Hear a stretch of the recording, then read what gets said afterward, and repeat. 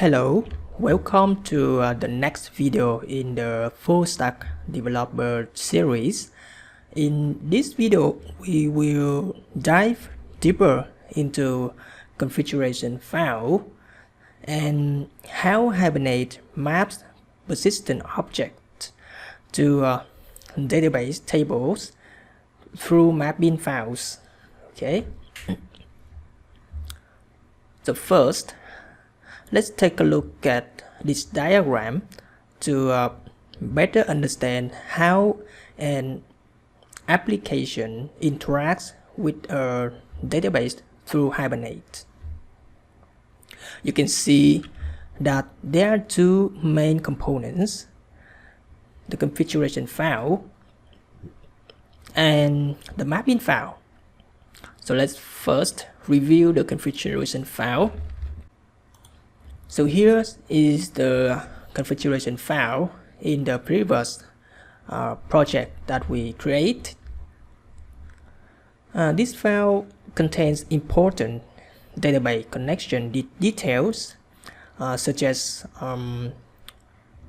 which JDBC driver is used for the connection, which the database it connects to, and the credentials, the username and the password required for authentication, and some optional configuration.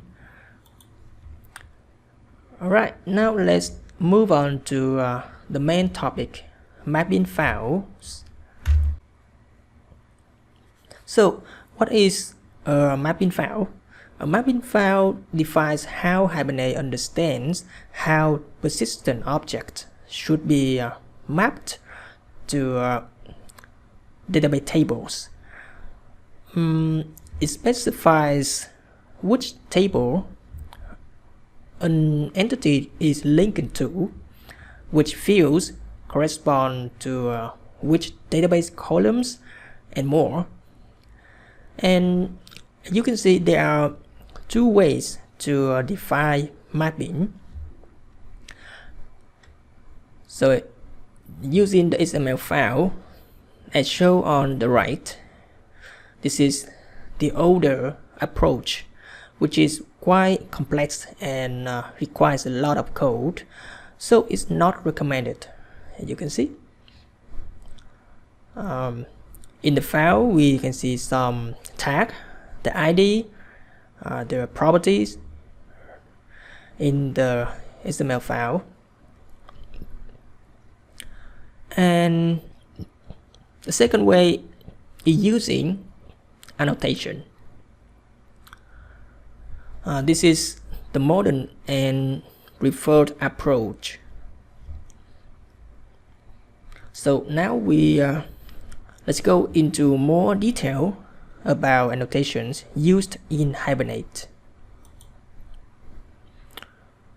The first, entity and table annotation.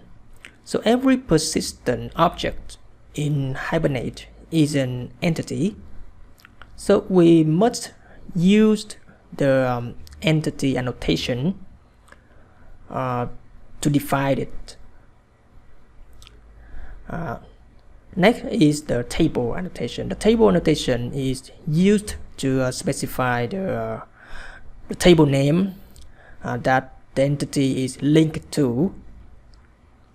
If the table name is the same as the class name, for example, here we have the table name user and the class is also user, so the table annotation is optional.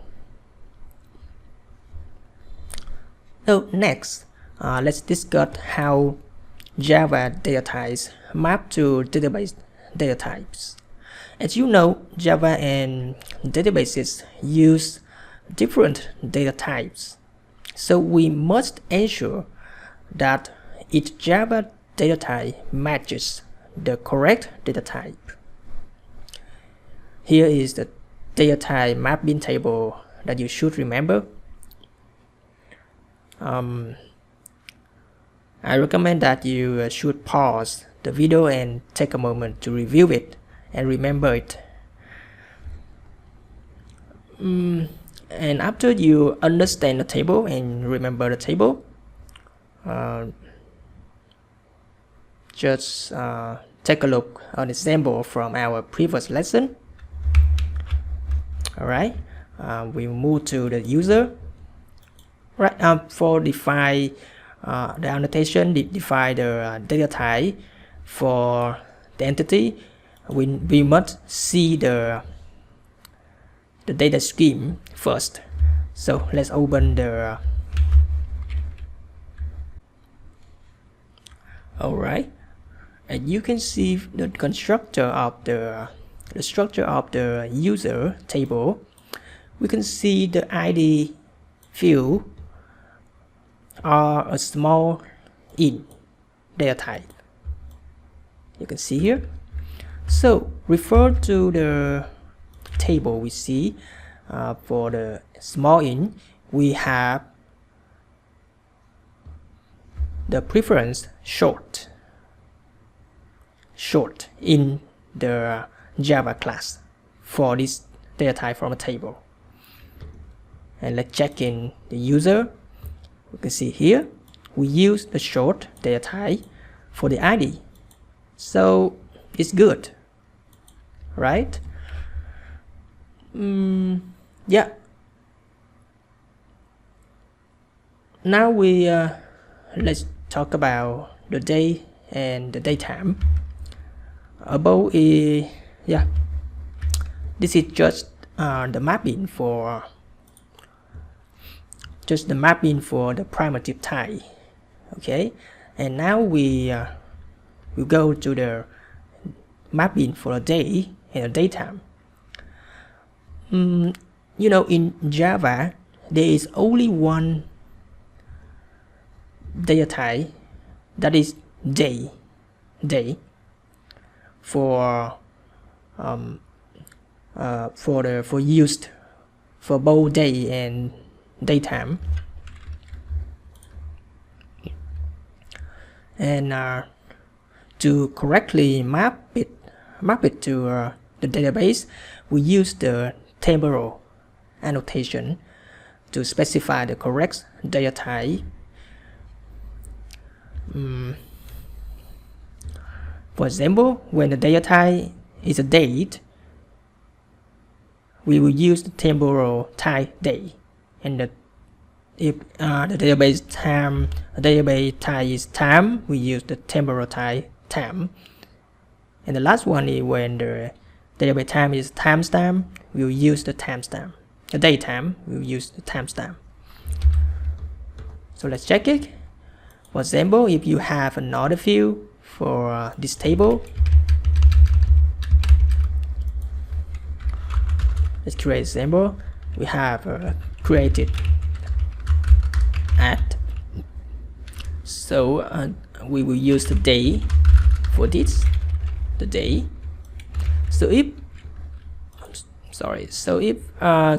this field is a day, let's go back to the entity and create.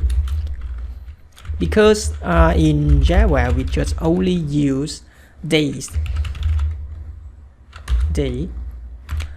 to create a field related day or time or daytime, so we just use day here. Created at, and we also put the column here. The name is the created at, and because it's a daytime, so we need to use a temporal annotation and put a temporal type here and put a day here. So this is the appropriated data type for the database type. And go back to the MySQL page, and if we change it to the time, here we just change it to the time. Okay, and if the created at is daytime, for example, we need to change it to the daytime. I'm sorry, to the timestamp. Like this. Very easy, right? So that's all for today's lesson. If you found this video helpful, don't forget to like and subscribe. If you have any questions or suggestions, feel free to leave a comment below.